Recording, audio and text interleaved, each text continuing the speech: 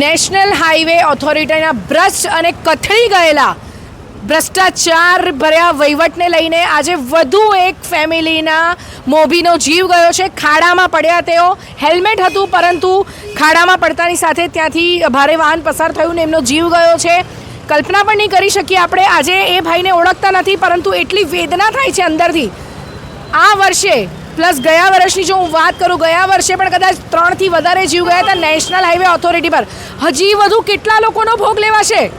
શા માટે છેલ્લા 5 વર્ષથી હાઈવે પર આ રીતના જ્યારે રસ્તાઓની બિસ્માર હાલત થઈ છે? વરસાદ કંઈ નવો નથી, વરસાદ પહેલેથી જ પડતો હતો અને વલસાડનો વરસાદ એ તો સમગ્ર રાજ્ય સહિત દેશમાં વખણાય છે કે વલસાડમાં આટલો વરસાદ પડે છે. ત્યારે ધારાસભ્ય પણ નિવેદન આપે છે કે જોજો ભાઈ, સાચવજો. હા ભાઈ, કદાચ આ ભાઈની ભૂલ હશે, ઘરેથી નીકળ્યા, એ જ એમની ભૂલ હતી. વાત કરીશું જે મૃતક છે એમના પરિવારજનો સાથે. શું નામ છે આપનું? મારું નામ ધર્મેશ પટેલ છે. ધર્મેશભાઈ, જે મૃત્યુ પામ્યા છે એ તમારા શું સગા હતા? બેન, ઇમોશનલી તો અત્યારે હું બહુ બ્રેકડાઉન છું. જી. કારણ કે મારા જ પરિવારના એક મોભી કહી શકાય, ઘરનો મોભ કહી શકાય એવા વ્યક્તિ, મારા મામા, એમનું જ મૃત્યુ થયું છે. અને બાળપણના સંસ્મરણો અત્યારે અમારી આંખની સામે તરવડી છે કે જેના ખોડામાં રહીને અમે મોટા થયા. આજે એ જ પરિવાર છે એ એના મુખ્ય વ્યક્તિ એનું કરુણ મોત નીપજ્યું છે અને આજે અમે આખો પરિવાર એ સદમામાં છીએ અને ખૂબ જ દુઃખ થાય છે. પરંતુ અત્યાર સુધી જે ખાડાઓ આપણને ભયાનક લાગતા હતા એ અત્યારે બેન હવે ભોગ લેવા લાગ્યા છે. તંત્રએ આ જોવું પડશે કે આજે સામાન્ય માણસ છે એ પોતાના જીવો ગુમાવવા લાગ્યો છે. આજે હું વાત કરું કે હાઈવે ઓથોરિટી પર 2022ની અંદર મારી પાસે એના બધા જ પુરાવાઓ એવિડન્સની અંદર છે કે 2022માં સોનવાડામાં જે અકસ્માત થયેલો અને 3 વ્યક્તિના ભોગ ગયેલા, તે સમયે એ ખાડામાં સૌથી પહેલાં હું જ ત્યાં પડ્યો.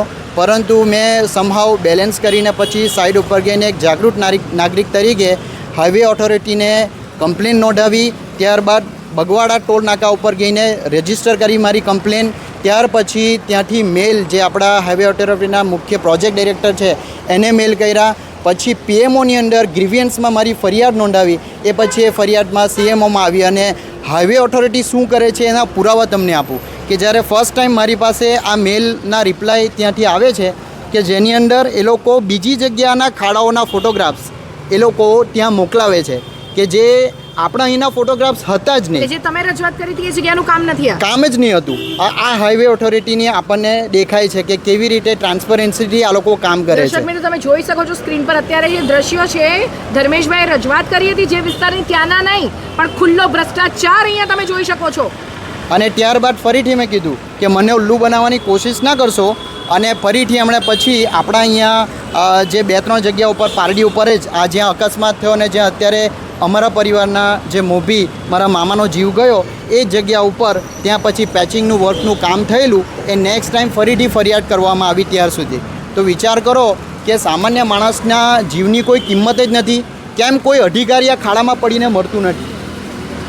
એ લોકોનો જ્યારે જીવ જશે ત્યારે ખબર પડશે. અને શું તંત્ર મોટા આંકડાને હજુ વિચારે છે કે કોઈ આમાં મોટી બસ પડે, કોઈ બાળકો છે, કોઈ બહેનો છે એ મૃત્યુ પામે પછી તંત્ર જાગશે? આજે શું તમારે સરકારી ઓફિસોની અંદર માત્ર એસીની અંદર બેસીને હવા જ ખાવી છે કે કોઈ કામ કરવા છે?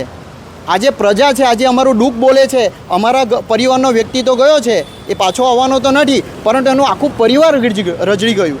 એના એક દીકરો અને એક દીકરી છે જે બંને ભણે છે, મહેનત મજૂરી કરીને સામાન્ય ઘરથી આવીને જે મજૂરી કરતા વ્યક્તિ કે જેમણે પોતાનું ઘર અત્યારે જ 1 વર્ષમાં બનાવ્યું, હજુ તો પ્રવેશ કરીને ઘરનું કામે બાકી છે, 1 મહિનો નથી થયો અને એ પોતે જતા રહ્યા.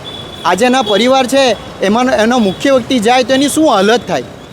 આજે હું સમજી શકું છું. એના દીકરો ભણે છે, એની દીકરી ભણે છે. આજે એમના ભવિષ્યનું શું? કોણ ભણાવશે? શું સરકાર આના ઉપર હત્યાનો કેસ દાખલ કરશે? શું તંત્ર, અને હું તો કરું કે આ ધારાસભ્યો અને કલેક્ટર શું એને કમ્પેન્સેશન આપશે? એ હું આજે જાણવા માગું છું. વલસાડની જનતા. ધર્મેશભાઈ, અહીંયા ધર્મેશભાઈને હું રોકું છું. ધર્મેશભાઈએ જે વાત કરી કે શું કલેક્ટર અને ધારાસભ્ય આમના વિરુદ્ધ ગુનો દાખલ કરશે, તો ધર્મેશભાઈ એક મહત્વની વાત તમને જણાવું કે સંકલનની એક મિટિંગ ગઈ હતી થોડા સમય અગાઉ. એમાં જિલ્લા કલેક્ટરે કીધું હતું કે નેશનલ હાઈવે ઓથોરિટી તરફ આવો કોઈ જો ગુનો બને છે, આવી કોઈ ઘટના બને છે તો જે તે સંબંધિત અધિકારી પર ગુનો દાખલ કરવામાં આવશે. તો શું હવે આ જે બનાવ બન્યો છે કે પછી હજી બીજા કોઈ બનાવની રાહ જોવા છે ને જિલ્લા કલેક્ટર એના પર ગુનો દાખલ કરશે અને ધારાસભ્ય તો આપણે ચોક્કસ અહીંયાથી વખાણવા જ પડે કે આજે આ ભાઈની ભૂલ થઈ કે ઘરેથી બહાર નીકળ્યા. ધર્મેશભાઈ શું કહેશો? બેન, રોજ મારા મિત્ર મંડળ જે છે, જે વાપી, સેલવાસ, દમણ જોબ કરે છે, એમની સાથે અવારનવાર મારી ચર્ચાઓ થતી જ હોય છે. ગઈકાલે જ મેં મારા એક મિત્ર સાથે વાત કરી, એમણે મને કીધું કે તમે શા માટે ધવલભાઈને આની વાત નથી કરતા. ધવલભાઈએ પણ એક્શન લીધા છે, પરંતુ આટલા પૂરતા નથી. આમાં માઇક્રો મેનેજમેન્ટ જોઈશે. નાની નાની વસ્તુઓ પર હું તો કહું છું અત્યારે તંત્ર બીજા બધા કામો બંધ કરે અને આ એક જ કામ લે, એક જ પ્રોજેક્ટ લે કે આ રાહદારીઓને જ્યાં સુધી આની સગવડ ના મળે, હું તો કંપની કહું છું કંપની બંધ કરી દો અને જેમ વર્ક ટુ હોમ કરીને જ્યારે પૈસા આપેલા તેમ કંપની એનો પગાર ચૂકવે દરેક જે પગારદારોને, જે એમ્પ્લોઈઝ કામ કરે છે તેને, અને સ્કૂલો બંધ કરી દો. તમારે નહીં સચોટ આ રોડ જો તમારાથી નહીં થશે ને, સ્કૂલો પણ બંધ કરો, વિદ્યાર્થીઓને ઘરે રાખો.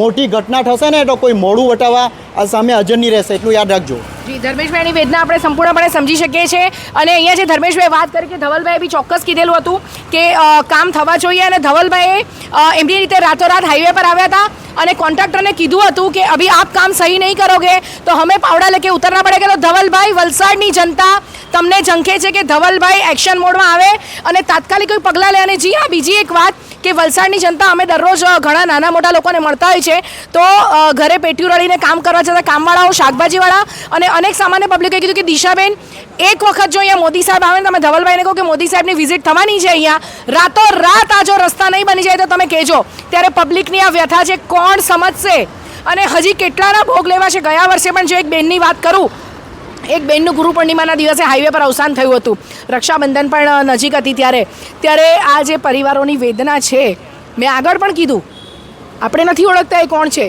પરંતુ જો અત્યારે આપણું હૃદય બી દ્રવી ઉઠતું હોય, શા માટે જાડી ચામડીના અધિકારીઓનું પેટનું પાણી નથી હલતું? અને વરસાદ એવું તો નથી કે પહેલી વાર આવ્યો છે.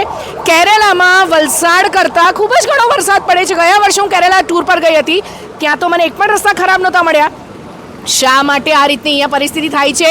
અને આ તો અત્યાર સુધી લોકોના જીવ લે. જેમ ધર્મેશભાઈ કીધું કે સ્કૂલની બસો જાય છે, વેન જાય છે, હજી કઈ મોટી ઘટનાની રાહ જોઈ રહ્યા છો? તાત્કાલિક જ આ જે આજરોજ બનાવ બન્યો છે એના પર તાત્કાલિક એક્શન લેવાવી જોઈએ, એ જ સમયની માંગ છે. દિશા દેસાઈ, દિશા ન્યૂઝ, વલસાડ.